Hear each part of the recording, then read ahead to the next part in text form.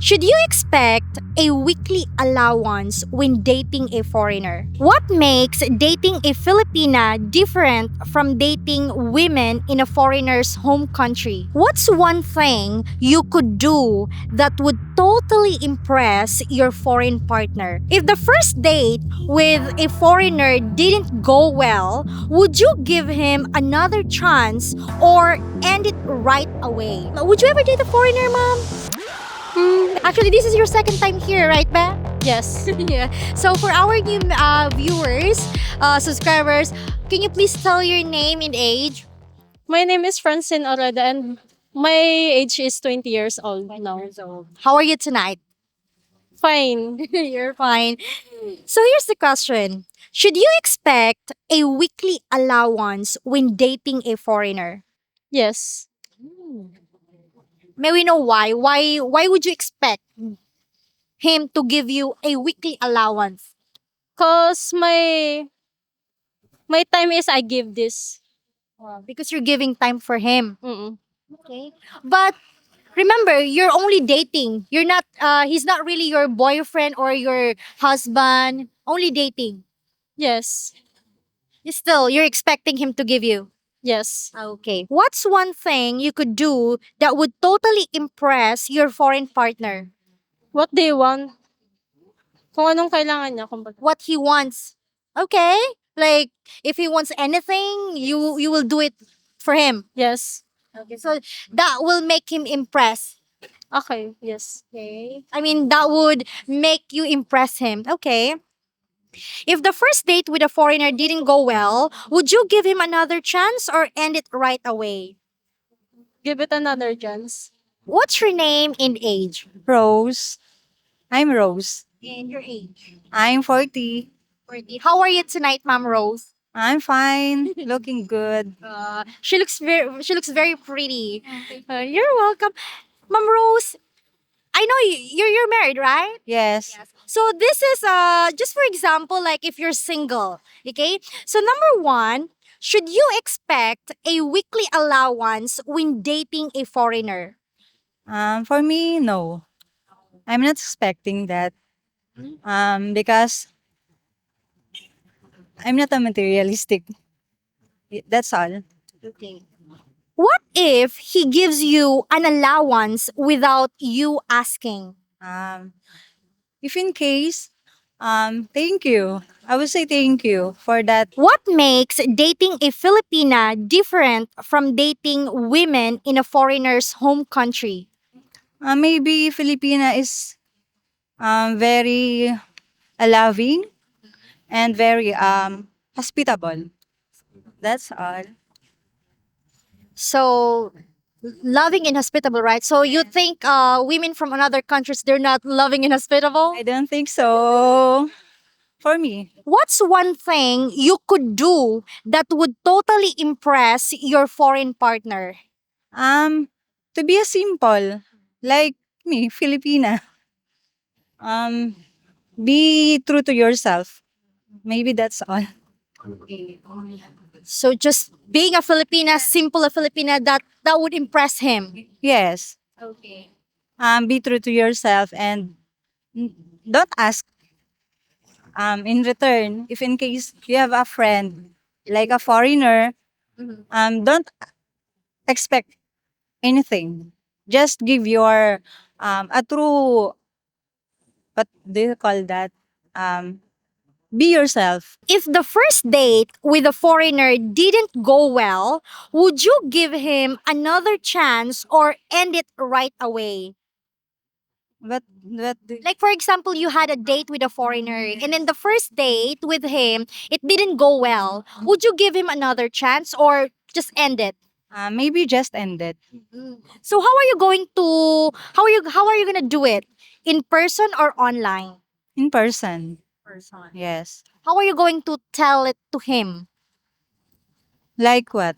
Like how are you going to tell him that no more chances? I will tell him we're just friends. What's your thought about younger Filipinas dating a foreigner and they're asking or they're expecting money from them? For me, maybe she needs, maybe there's a financial problem. How long have you been married, ma'am? It's been 20. 20 years. Wow. Oh my God. We asked this question earlier, but what is the secret of a long marriage, ma'am? Um, Simple. Just enjoy being with your partner. And do you have a job, ma'am? Like, are you working or something? Online, global online business. Mom doesn't look like she's stressed. She's taking care of herself. Very beautiful. You're welcome. And how many children do you have, ma'am? Two. What's your name and age? Catherine, and I'm 41 years old. Are you single, mom, or are you in a relationship? I'm a single mom. Well, we'll go back to that later. But here's the question, ma'am. Should you expect a weekly allowance when dating a foreigner? For me, no. Because if you want a relationship with a foreigner, it should comes from your heart.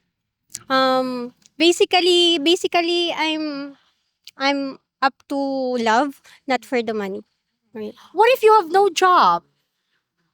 Mm, he should urge or not not for me to get help from him, just initiative from him. But you're dating, not really like you're with him, like you're couple or married. No, you're just dating. Of course, if dating, he should give some budget for us, not not mine. What makes dating a Filipina different from dating women in a foreigner's home country? Filipina is our culture is some kind of conservative, unlike foreign countries. That's what I think. Can you give us an example of how conservative we are or the Filipinas when it comes to, dating? For me, as of my age, I grew up with a conservative family. So You can say it in liberated right now. Mm, I don't think that's I don't think that included as on my age. let's say someone wants to date you and you are 41 years old now, right? Yeah. So what is dating in your age? What is dating? Dating for me now is yes, going to the mall, eating dinner, lunch, or like that, something like that, to know each other better.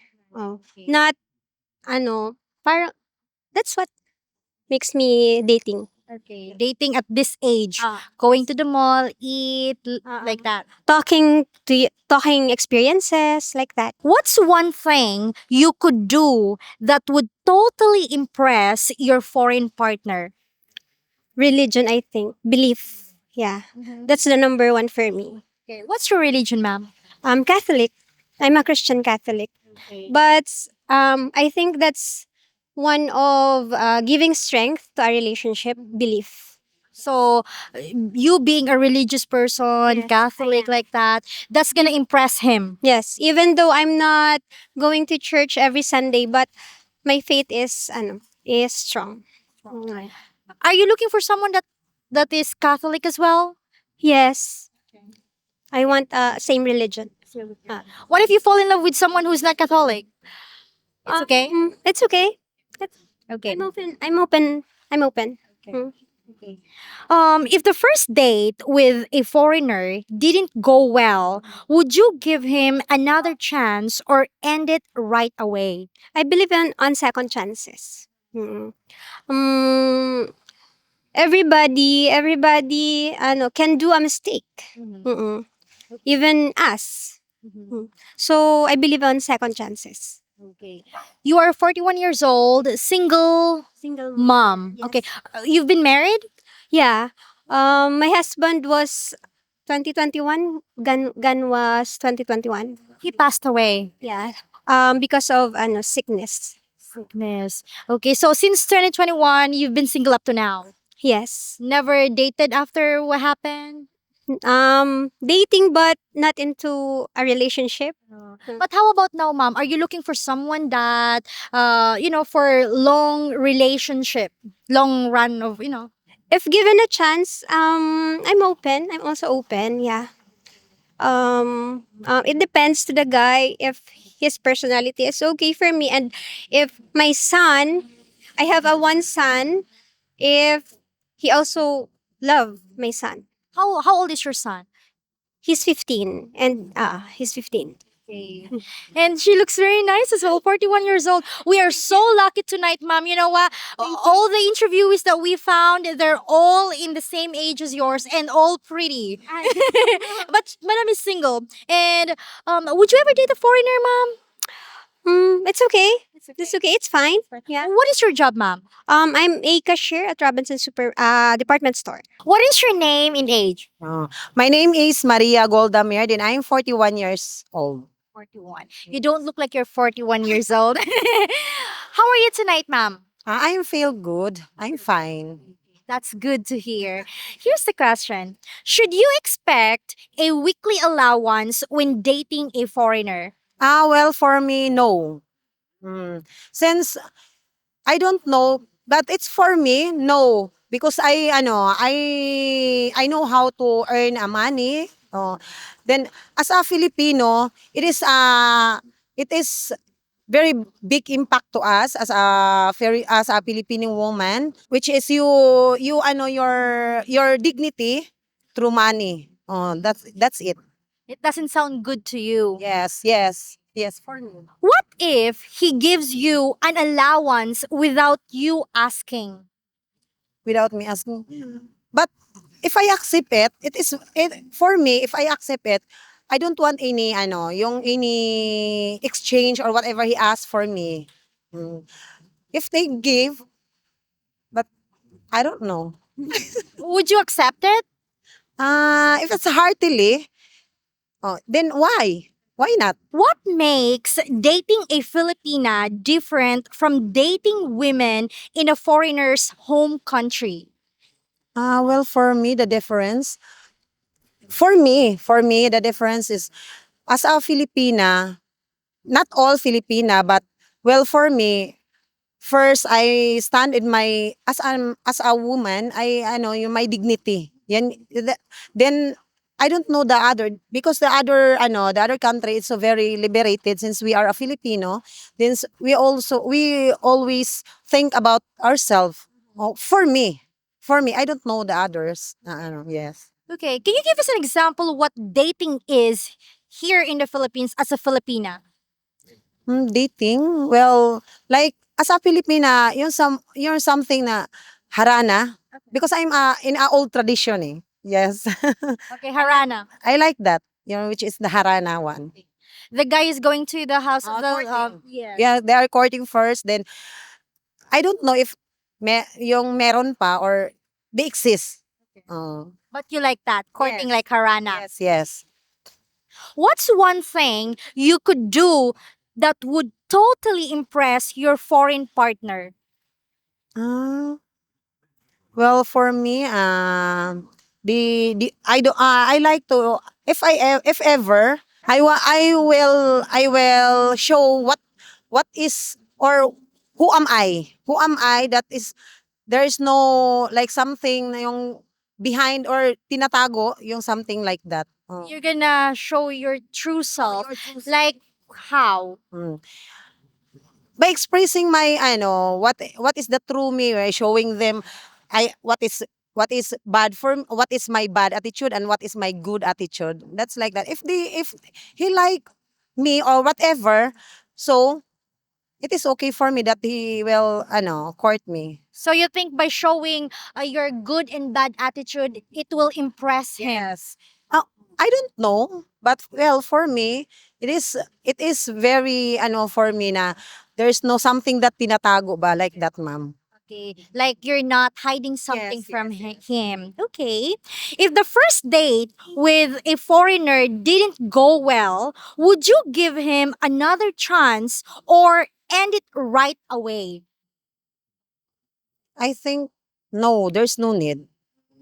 I think there's no need because in the first place, they did not like or we are not meant each other. Yes. How how would you do it? In person or online? Well, for me, it's better in person than in online. Yes. Because in online kasi there's so many chance na yung there's so many chance na parang there's bastos, something like that. There's rude or rude. Yes, something. What if he's out of the country? So how are you gonna tell him that, no more second chances? Well, I gonna tell him in a online or in a through video call. Oh, yon na yon through video call. I really love it that, like she's 41 years old. It's very hard for us to get someone like you, ma'am, like, like who would agree for the interview. And English is good. I'm impressed. Like she can answer the questions and she's not shy, she's confident. Well, anyway, thank you. We really appreciate your time, ma'am. Thank you so much. Hopefully, we earn your subscription. And also, if you like our content, please consider becoming a member for exclusive videos. Thank you for watching and take care, everyone. Bye bye. Beautiful reflection